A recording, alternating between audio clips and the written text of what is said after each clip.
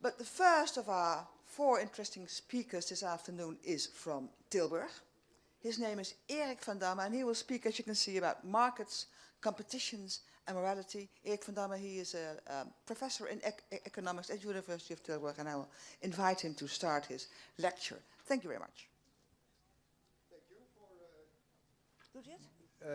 Yes, it's starting automatically. Thanks for the introduction. I'm going to talk about this specific topic and the... let me start right away with the message. There is some things that economists knew, or maybe people knew all along, but has not received a lot of attention in economics until recently, and it has vanished from the books that we use for teaching.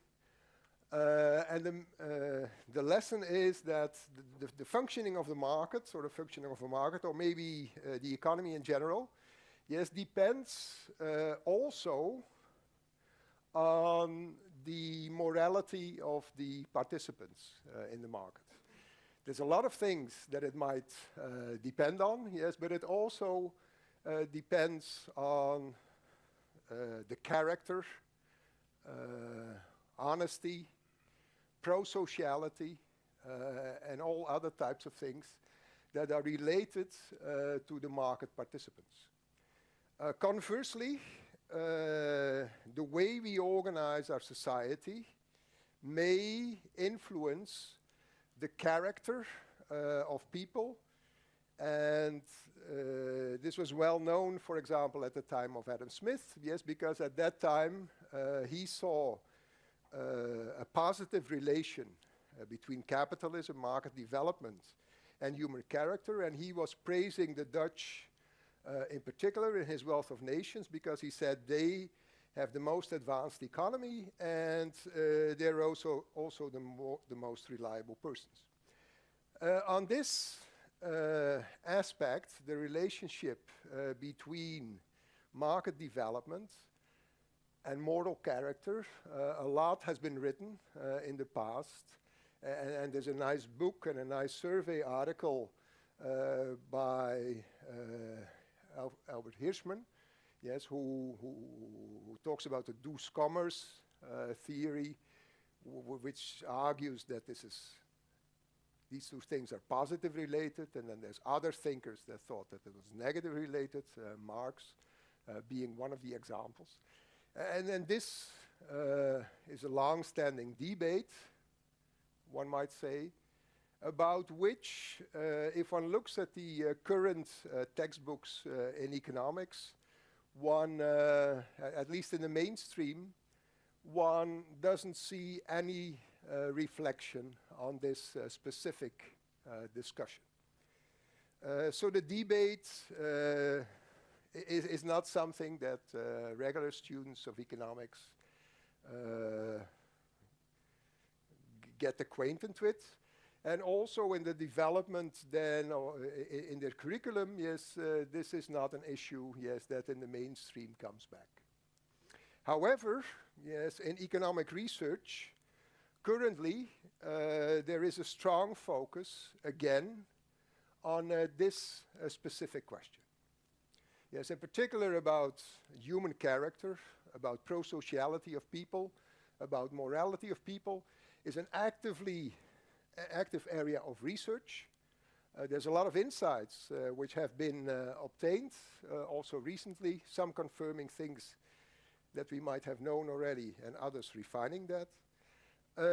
But that research is taking place in settings in which economists are interested in, but not necessarily in a market context. And it's also not yet reflected in the economics curriculum. Yes, and one of the things, yes, that I would like to propose is that the lessons, yes, that we have learned in behavioral economics that relate to morality, competition, and the market, should be integrated in the research, regular research on markets, and it should also be integrated in the economics curriculum again. So that's the message. The contents of the presentation, I'm first going to say something, about trust as an illustration of the fact that morals influence the functioning of the market and the economy in particular. Then something very general on economics and on economic teaching, in which I will refer to a recent book also of Danny Roderick. Then I'm going to talk about behavioral economics, which is integrating insights from psychology and testing these insights from psychology by means of experiments in all kinds of settings. It has given us some insights into this relation that I was talking about. Then there is some lessons, for actual markets and for competition. That there might be pro aspects and con aspects. And then I'm going to come to my conclusion. This is a picture, from one of the, from a recent paper, illustrating, this positive relation between the functioning of the macroeconomy, measured here by a usual variable, which is the growth per capita of the economy on the one hand, so that's on the vertical axis, and on the other hand is what they label trust. And if one looks at the paper, there's a couple of papers of this type. If one looks at it in particular, then one sees is that there's a positive correlation. This is correlational evidence. It's not causal evidence. It's correlational evidence between the degree of trust that there exists in a society and also the adherence or the importance that is attached to social norms. And these two things are related to each other.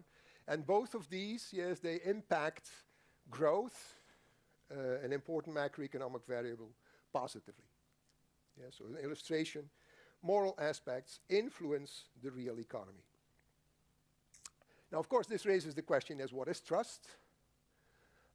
Trust is not something, that economists don't study. They realize it's an important thing, but it's not reflected, in the standard textbooks. Now, trust is related to trustworthiness.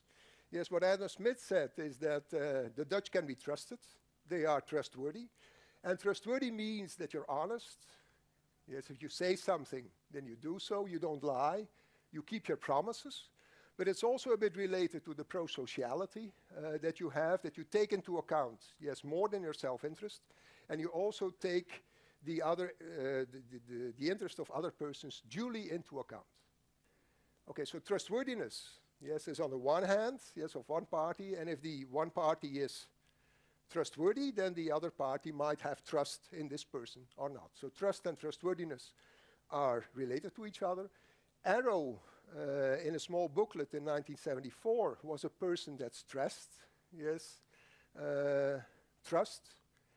And what he says is that trust is a very important thing. It's an important lubricant of the social system.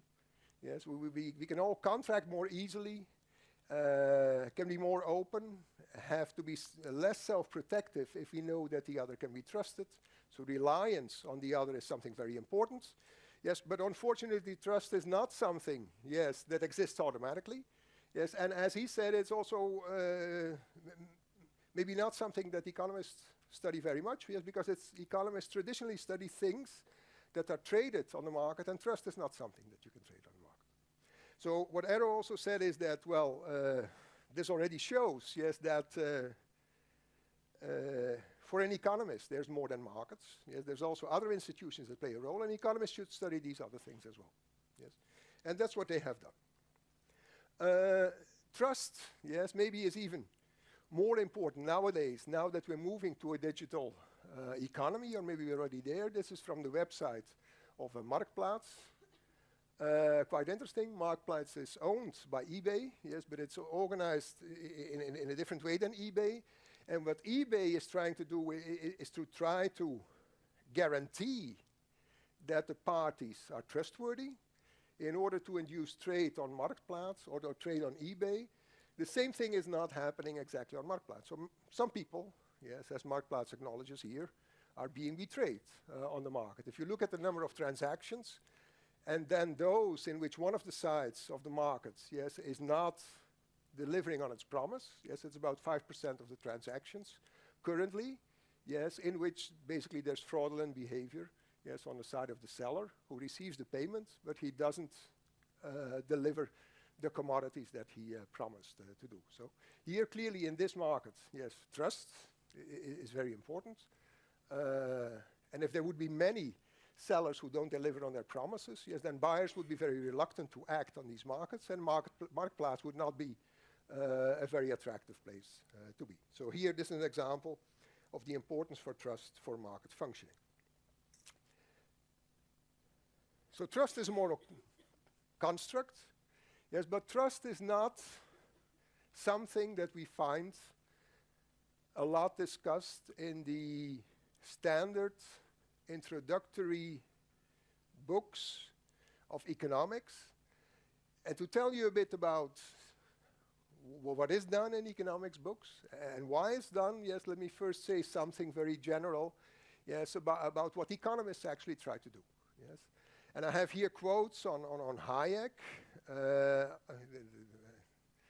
as what Hayek thought to be the role of economists, or the main question of economists, and also of Stiglitz. And Stiglitz maybe is a bit more general, yes, and maybe also a bit more mainstream. And he says that, well, economists are thinking about how to organize society, yes, in order to promote the general welfare. Yes, I think that economists can agree very well to this statement, general statement. Then, of course, the question is how economists do it.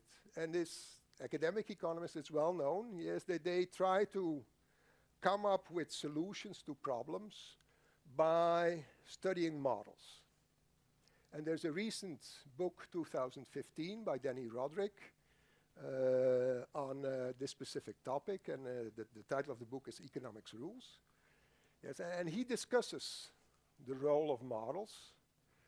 And one point that he makes is that in economics, there's a lot of emphasis on one specific, simple model, which is the model of perfect competition. And many people view that and the ideas that are embedded in this model, yes, as basically the only thing that economists has to offer, or the most important thing that economists have to offer for practice, and that all the other models, yes, that economists study, yes, they're simply marginal changes on this basic model, which do not change the fundamental insight from the basic model. Yeah, so that's a model which is based on the physical sciences, maybe, right? You do not need to understand everything about gravity, yes, but if you believe, yes, that Newton had it right 90% of the time, then it would still be okay, yes, for most practical purposes. But that's not true for economics. Yes, so economics has this model of well-functioning markets, yes, with perfect competition, which is only one of, let's say, 15 models, and it doesn't have a special purpose. It doesn't have a special role. Yes, all the other models are equally important to understand society as the specific model, but economists start with this specific model, yes, and then first impressions matter. Yes, people attach more weight, yes, to this specific model than to other models, and especially also the outside world attaches more weight to this specific model. And in this model, there's no morality. Yes, in this model, there's no morality. Now, what is this basic model? Yes, it's, I'm not going to describe this in detail, but the technical label is it's partial equilibrium model, so it's only partial. Yes, and it has perfect competition. Yes, and there's a specific set of consumers. Yes, they're rational, they're selfish. Yes, they're homo economicus, as it's called. They only care about material things. They don't have emotions. So they're very simple. Yes, not real persons, far away from persons. The firms in this model are far away, yes, from real-life firms. And markets are assumed to be perfect. Yes, and the result in this model is that, well, if consumers are like this, and if firms are like this, and if the market is like this, then you can leave everything to the markets, except for redistribution, which is a task for the government. Yes. that's a model which is also very influential in practice, yes. And sometimes it's abused, yes, by saying that, this result from this model can be interpreted as that it's good to be self-interested. Yes, greed is good. Yes, some people also say that Mandeville was saying this. Yes, but Mandeville was actually, I think, much more refined. Yes, than actually this specific quote. And I think that he's also misunderstood in many places. Yes, so I personally think we can be proud of what Mandeville had to say. Yes, and he didn't say that greed is good. Yes. Because what he said is it has to be steered. Yes. Okay. So a market might be a good thing. Yes, if consumers are homo economicus. Yes, but if consumers are not homo economicus, yes, then the market may be a bad thing. Yes, that's basically what it is. But this is only the basic model. Yes, economists do a lot more. Yes, but according to Coase, yes, which is one Nobel Prize winner, yes, he's very critical about this. Yes, he says, okay, what economists are really studying is things that have any substance. Yes, a consumer is not a human being. A firm is simply a cost curve. Yes, and they have consumers without any humanity, and firms without organization, and even exchange without markets. How come, yes, that economists or how come that the economists came to attach so much importance on this specific model, and thereby, I think, to say something about it, it's good to take it a bit back to the end of the 19th century. Yes, in the work of Edgeworth in particular. Yes, the idea that then people had in mind was really markets, which are physical meeting places, in which people meet each other, and they're interested to trade physical objects. And when they trade immediately. Yes, and there's just two types, yes, of traders. There's buyers and sellers. And there's going to be competition between the buyers, yes, to get a deal from the best possible seller. And similarly, there's going to be competition between the sellers. And the result that you can achieve, yes, in such a situation is that if there's more people that join this market, then there's more surplus to be divided. So the total surplus will be rising. Yes, and it will also be a more fair deal in a certain extent. Yes, so that's a positive result. In technical language, yes, such a market produces a Pareto efficient outcome. Yes, under certain conditions, at least in this specific example. Yes, it does so in a specific simple case that Edgeworth was illustrating. And then a great contribution of Erro de Breu was that they show that this result is much more general. Yes, and certain under certain circumstances, that result can be generalized to a general competitive model. This then has been very important. Yes, what Roderick is saying, well, this is just one model. Yes, this is one result in a specific content. Yes, but there's other models, yes, that should get equal prominence. Yes, and some of these models, yes, you do find, yes, in economics textbooks. Yes, models with all kinds of market failure. Yes, but given that they come later, yes, they make less of an impression on the students. Yes, so the student still thinks, okay, it's this perfect competitive market. Yes, that's the core one. Yes, and there's also some elaborations of models which are not even in economic textbooks, such as these models in which there's morals. Yes, these do not appear in our textbooks. This specific setting, yes, is probably the most favorable case for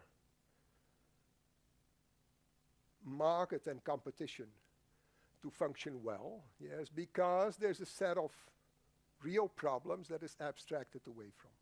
Yes, trade is barter. You exchange the goods directly with one another. Yes, so a problem such as on marketplace in which the trade is sequential. First, one person does something and then the other has to do something that does not appear. Secondly, there is no third parties.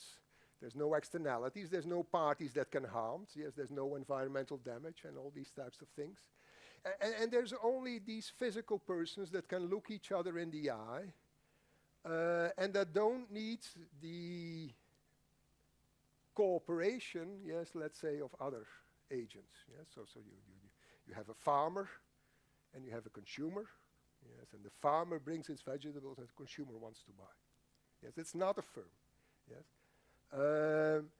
And that would drastically, yes, change the picture, yes, because, yes, when we have a firm as a seller, yes, then the firm, yes, first, yes, has to get its input, yes, it has to pay labor, it has to pay its capital, and an entrepreneur, yes, will not only direct its attention, yes, to the clients, the buyers, yes, but he will also have to satisfy his laborers, and he will also have to satisfy his capitalists. So it's not that you direct all your attention, yes, to the client, yes, there's also input suppliers, yes, that you have to satisfy, and rather than direct your attention to this one person, you have to divide it across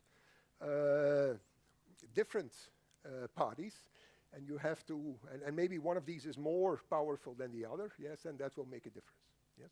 So the basic economics model is based on the idea, yes, that competition forces you, yes, to look to the interest on the other side, yes, and therefore competition and the market are virtuous because the more competition there is, yes, the more you will be directed to the other side, yes, and that's a good argument in case there's only one of these parties that you have to deal with, yes, but if there's more parties, yes, then this gets a more complicated issue. In such a case, yes, there also, yes, arise other types of things. Yes, maybe, yes, even though, yes, the market supposes that you're client directed, yes, maybe you would yourself be more directed to your competitors. Yes? So rather than serving the client, yes, what could be a natural human motivation, yes, is to try to beat your competitors. Yes? And serving your clients might be a good idea, yes, and beating your clients might be a good idea if it serves also the clients, yes, but not necessarily so. Yes? So here there would be a role for moral behavior because you have these trade-offs, yes, between the various parties that are around. And there is the issue, yes, of honesty, which does not appear in this specific model. So there's some things here which are missing, yes. And now what we have seen in economics in the last, let's say, 30, 40 years or so is that at least on the side, or things have happened, yeah, so both on the side of consumers and on the side of firms, and this all is getting much more general and specific on the side of consumers. Yes, we have taken inputs from psychologists who tell us, yes, that people, yes, are not purely rational, but are also guided by emotions. They have different motives. Yes, they might seek pleasure, they might seek gain. Yes, and there's also an important desire, yes, to actually belong to the group and to be norm following. Yes, but these motives are not always equally strong. Yes, in particular, the desire, yes, to behave norm following, yes, is something, yes, which could be driven out in certain contexts, yes, when the other motives become too strong. Yes. So a question here is, yes, once we are interested in moral behavior, norm following behavior, yes, how can we make sure that this norm following behavior or this moral behavior, yes, is actually sufficient important and that it's not driven out, yes, by the other motives? And could it be that these other motives, yes, are maybe triggered more by certain competitive situations, yes, and that we should be alert for these? So that's what has been studied in the literature on the consumer side. There had been similar developments on the firm side, but because of time I will not go into that at the moment. What do we know? In this domain, yes, one might distinguish, let's say, two dimensions. One is the extent to which individuals are pro-social, in the sense that in the trade-off between their own material benefits and benefits, yes, of other parties in the economy, yes, how much weight do they attach to their own gain as compared to the others, to the gains of the others.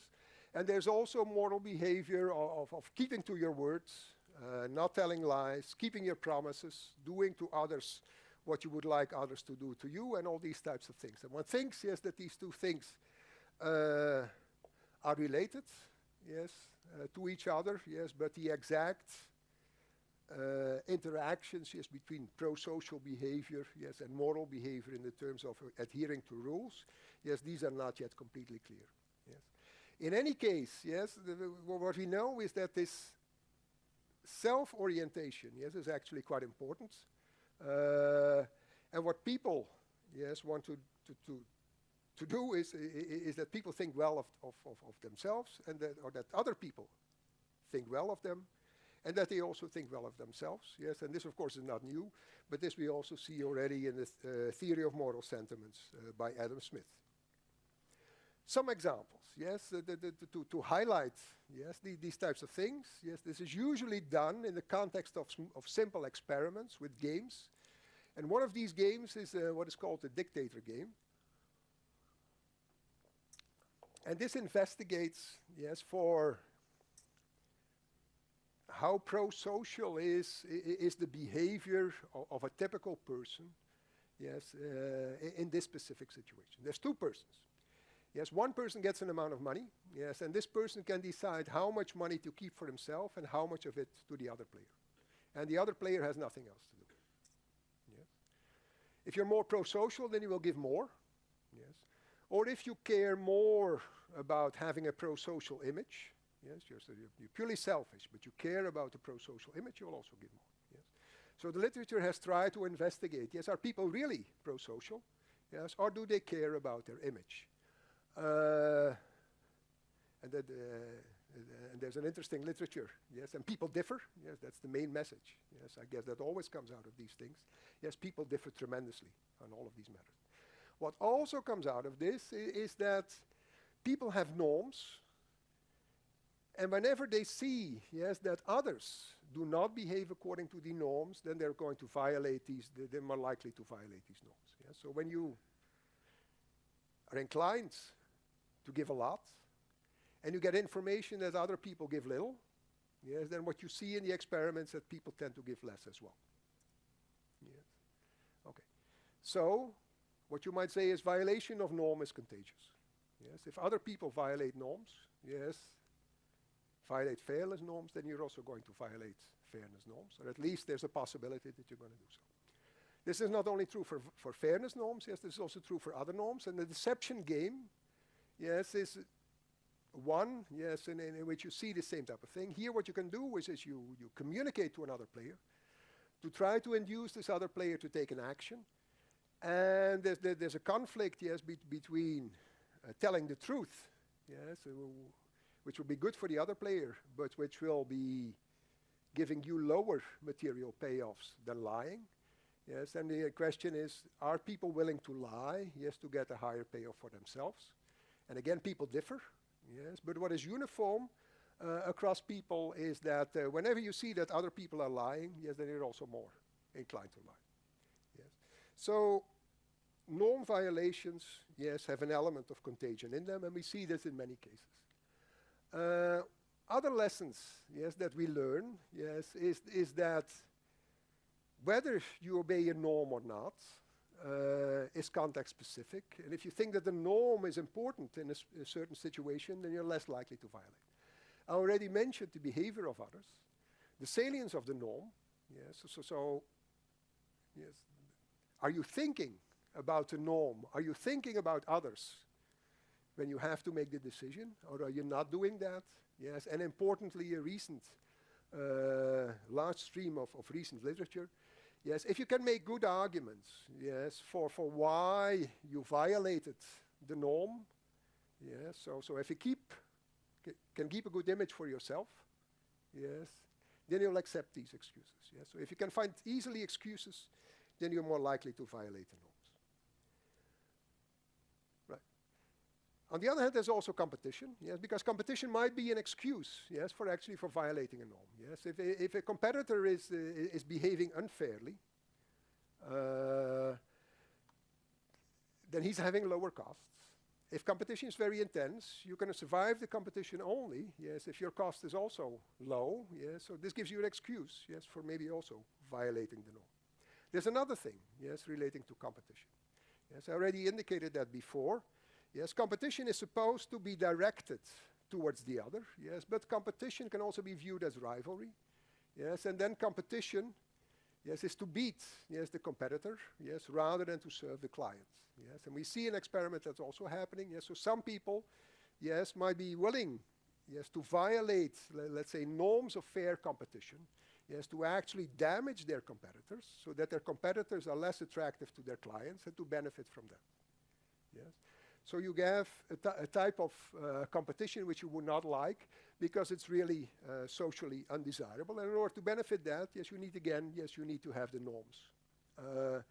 I think that in the next talk, yes, we might hear something on that. Yes, so the importance is that there's the norms for fair competition. Competition might move from fair competition, yes, to undesirable competition. And in order to prevent this from happening, yes, we need market norms, and then these market norms should also be enforced. Yes, what I've been trying to say. Real markets to function well, yes, we do not only need to have the usual things that economists look at, but there needs to be a sufficient degree of moral behavior. Fortunately, we can have that, yes, because people are motivated, at least in part, to behave morally. Yes, but overall, as the experiments show, yes, this moral dimension, yes, is relatively weak and it can be overpowered by other motives. So in order to make sure that it's not overpowered, yes, it should remain salient. And therefore, I think, yes, that this is not automatically the case. Yes, there's a role here, yes, for general discussion, yes, about what competition in the markets are supposed to do. There's a role here for market norms and for business ethics, and joined in a certain market. And that's for the market to do, yes. And there's also something for economists to do, which is that currently in their economic textbooks, they don't give any attention to these purposes. But I think it's very important that we do that. So that's what I wanted to say. Thank you. Thank you, Erik van Damme.